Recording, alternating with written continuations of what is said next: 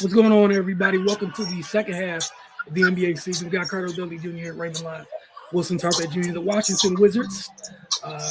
Tonight they rallied late, but Milwaukee was able to hold them off.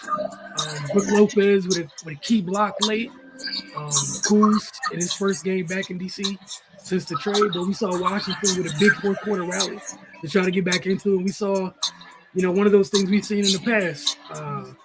The visiting team come out of halftime and try to take control of the game. But Cardell, we'll start with you, and then Ray, your thoughts on tonight's contest. Yeah, it was a good game for the Wizards. A lot of energy. You can tell that they're really going to get started with the second half to see where Chris Middleton and Marcus Smart fit in with the team. And, they got off to a good start in the first half. They had 56-50. But that third quarter is what did them in, man. Again, when they have these type of quarters, it's something them to recover. Because they're still a young team trying to learn how to win. They were outscored 34-19. They allowed the Bucks to shoot 68% from the field, 37% from deep. The only knock on the Bucks is they shot 50% from the free throw line. Bucks out rebounding them 13-4. 13-7. Apologies. And the thing that allowed the Wizards to get the lead in the first half, they were moving the ball. They had a number of assists to the field goals. In the third quarter, the assists went down. They only had 3 assists in that quarter. 7 made field goals. Comparison, first half, they had 16 assists to 19 made field goals in the first half.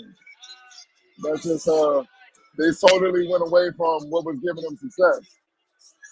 Both ends, I think people understand, both ends feed into one another. How you take care of the ball helps your defense. How you defend helps your offense. When they start moving the ball in the third quarter, trying to go one-on-one, combined with an aggressive Giannis who was in foul trouble in the first half, that was just a recipe for disaster, and that's what you get. You get outscored 34-19. Now you're in a dogfight. Credit them. They fall back in the fourth quarter, but that third quarter deficit was too much for them to overcome. That's the reason why they came up short, man. I like the new sense of what I saw in the game. The new chemistry. The ball movement in the first half was excellent, man. The new sense, how they were feeding off one another. I like the leadership I saw from Chris Middleton and Marcus Smart. Getting on the guys, directing them. Hell, they was teaching them. They was telling them where to go on certain plays to keep the Bucks confused. It was a good little chess match going on between both teams because both teams had key players that were traded for one another, so they knew each other plays. So you can see they were trying to run certain sets, but guys were breaking off and trying to counter and try to get free. But all in all, man, the Bucks made a couple more plays than the Wizards did, man, especially down the stretch. So that third quarter is what did them in. Right. Yeah, I actually think the game started to get away from the Wizards to close out that second quarter. They had a double-digit lead. Milwaukee made a little push. They went into halftime down 6. And then, as Cardell pointed out, they came out in that third quarter and just continued that momentum and was on a mission. Between the second and third quarter, the Bucks scored 65 points. We always talk about the Wizards don't have much room to make mistakes or give up any type of leeway in the game. That little push at the end of the second quarter, heading into the dominant third quarter, that's what did them in. And they fought back and made a game of it at the end, and and almost and put themselves in a position to win. But they can't afford stretches like that. If they were maybe able to put a lid on it sooner instead of just giving up an entire quarter, then who knows, man? Maybe they would have been able to kind of head things off before they got too out of hand and put themselves in a better position heading into the fourth. But yeah, that third quarter was just pure dominance from Milwaukee, and the Wizards just couldn't overcome it in the fourth. But yeah, man, I like the additions. this is a super young team, and they got two quality vets now with Marcus Smart and Chris Middleton. And it's going to be interesting to see how the guys work themselves in. Maybe their presence will help clean up some of the things that that we've been talking about with the Wizards. Those are two guys that have been around for a long time, and they've experienced a lot of success. So hopefully that rubs off on the other guys. But yeah, man, not a bad showing. Just had too many lapses and just had weren't able to cut the Bucks water off in time for them to go ahead and get the win tonight. Yeah, as you guys alluded to, I'm excited to see what it continues to look like. I did appreciate the veteran moments you saw. And a little bit that we saw, we know is this their debut, being Middleton and Smart. As we finish the season, interested to see what their impact, how much of an impact they have over these young fellas. We've been talking for several years, talking about the importance of quality vets. We've seen, we talked about that there in the first half, the impact Brogdon and JV had on these guys. But yeah, man, we've been talking all year. Little moments, little pockets of time. Washington's not able to capitalize. And those are the difference oftentimes between teams that know how to win and don't, are understanding those moments and capitalizing in those moments. It was great to see them fight back the way they did, but what can't happen at third quarter. You couldn't afford that, especially when for most of the first half, you had the best player on the floor in foul trouble. You had so many things going in your favor. That's why this was a little disappointing. And we saw Giannis come out like a bat out of hell out of halftime because he had 3 fouls. He was off the floor. And then you were able enough, and shout out to Keyshawn George for the game he had defensively. Stock was showing the box score, but thought he was tremendous defensively. Don't care what he shot. But again, Giannis was off the floor, man. He had the opportunity and weren't able to capitalize. But as always, got to ask you guys, player of the game. Dare I say Kuzma? For me, I'm going with Ryan Rollins. I know we didn't mention him a lot, but he 15 points, 4 rebounds, 4 assists, 3 steals, 6 of 10 from the field, 2 turnovers. Held Jordan Poole to 3 of 11 shooting.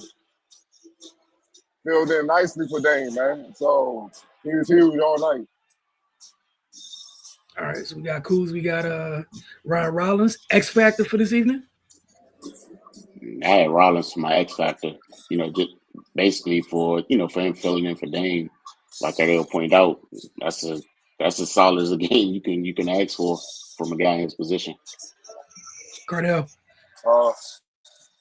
I'm gonna roll with Kevin Porter Jr. That little surge, and he hit some big buckets in the fourth to keep the Bucks out of front, especially when Giannis fouled up. He stepped up big time.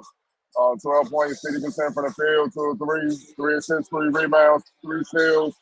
He filled in nicely. All right, we see the comment in it. We see the comment in there. We're going to get into it in just a moment. But right now, this is something we're going to do for the remainder of the season and go forward. Just quick little touches on different themes with each team every night. With the Bobby Portis suspension, how much does it impact the Bucks? On a national scale, people don't think about Bobby P and what he means to the Bucks. That said, as it pertains to this one, you escape this game. Usually, if Giannis is off or has a bad night, not on the floor, he is available. He's a viable option for them. We've seen him be one in the past. So, Ray, your thoughts on how much his absence impacts the Bucks with that suspension? Yeah, I mean he's their 6th man. So when you miss somebody that's that vital to your game plan in your lineup, you're gonna feel it. And he's gone for 25 games. They got 29 games left. It's gonna be tough for them to make up for that loss of production. And I mean, he's been there for a while. He's a part of the team. They rely on him, especially like you said, in positions like this. Giannis is having foul trouble. Typically, he comes in and is able to fill those minutes. And we saw what it looked like for Milwaukee with Giannis off the floor. So yeah, they're gonna have to strategize and figure out a way to make up for that. Cardell. Yeah, of course it's huge. And, for everything Ray just said, but also their front line not as big with him not in there, man. They're not as big. And you can see, especially you have to keep Giannis out of foul trouble. And when Giannis in foul trouble, with Lopez pretty much in there on the island alone. You know what I'm saying? Like that move late in the game where Jordan Poole took Lopez out, faked like he was going back out to go back out, and quickly went back baseline. That probably would have been Bobby in that situation, chasing him. He's more mobile or whatnot, and he probably would have done a better job than Poole. Just little things that a lot of people that won't show up in the box score that they're gonna miss. With 3-point shooting, versatility, defensively, rebounding, it's toughness. You know what I mean? So now it makes that acquisition for Cruz that much bigger. Because imagine if they didn't have Cruz, so yeah, they definitely gonna feel it.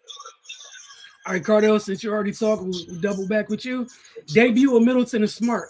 We had the trade with the All-Star break almost immediately.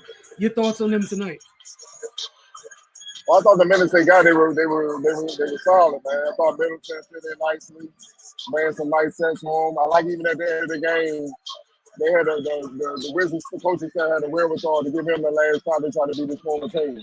You know, that was cool. You know what I mean? Marcus Smart, you can tell he bought in, he trying to instill winning. You know, like these youngers got to learn how to win. And I think they're going to be big for him in the second half with these vets who won before, won a lot of games, played a lot of big games. They're going to speed up that learning process, and that's what their young boys need.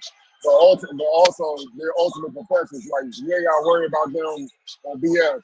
They're going to show up every day, do their job, and that should rub off on the youngest. But now, all in all, yeah,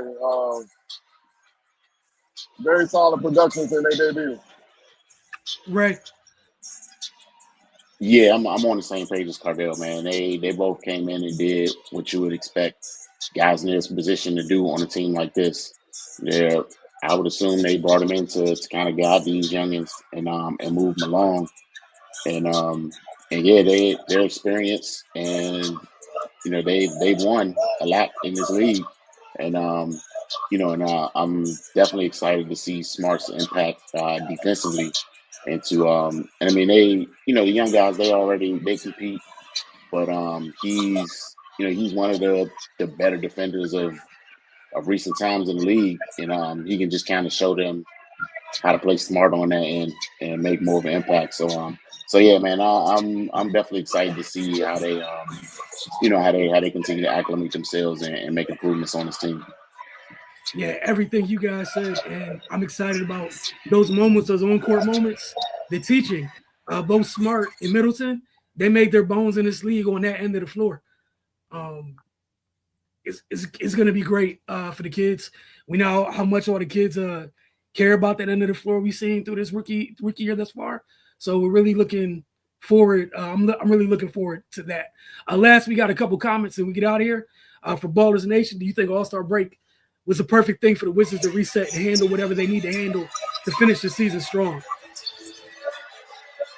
Yeah. I mean, they're getting ready for the draft. You know what it is. The second half of the season, I just want to see guys continue to improve and try to get some winning going into the summertime and going into next season. All right, what's good, Michael Kersey? Good to hear from you. He's somebody like Marcus Smart when you guys were talking earlier. What he was alluding to, and then as what we all said, just talk about being able to mentor, grooming the youngsters as they go forward. So we will check in with you guys again Sunday evening after they take on Orlando. Y'all have a great night.